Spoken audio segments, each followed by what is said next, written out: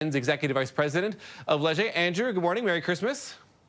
Morning. Merry Christmas to you, Matt. Thank you for having me on your program. Thanks for being here. Let's get into this too and really dive into some of these numbers because, I think it's positive. I think there's hopeful too when we see that level of optimism. But do we know and is it clear what's driving that level of optimism for Canadians? Well, I think you touched on it, Matt. I think, Matt, it's that hopefulness because, quite frankly, 2025 wasn't a great year. We had some other questions in the poll, and people described the year as turbulent, uncertainty, exhausting. So I think people will celebrate and cheers to turning their back to 2025 and looking forward to a better 2026. And I think that hope springs eternal fuels these numbers a little bit. Yeah. Break it down for age group because I think that's interesting too. Is it younger people, older people? Do we know about who's maybe feeling a little more optimistic than others? Yeah, it's interesting. Certainly younger people, that generation under the age of 35, felt the 2025 was a bit of a tough year. And they're actually more optimistic about the year ahead, 2026, than our older age cohort, those 55 and older. Those are a little bit more measured about how good the year will be.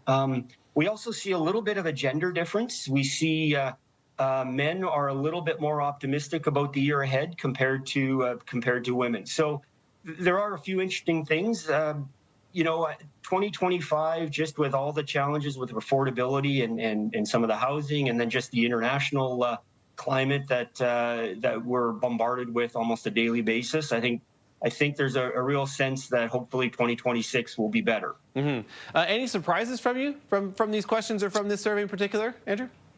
I think it was not overly. I mean, when I talked about those words earlier, I mean, obviously it has been with the U.S.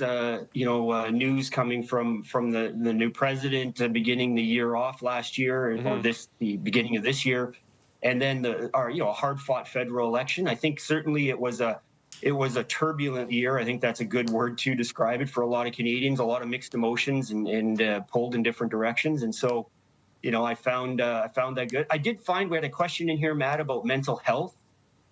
And it was again, somewhat along the optimistic line. It was encouraging to see Canadians are still feeling fairly buoyant. We were able to track back this question to the pandemic, and we see a real marked improvement from those pandemic years, which I'm not surprised, but I am encouraged that is a reflection of how people, we should feel, hopefully a bit better about things. Yeah, certainly the case. Andrew Enns, Executive Vice President of Leger. Thanks for your time this morning, and Andrew, appreciate it. Cheers, man. Have a good rest of your program.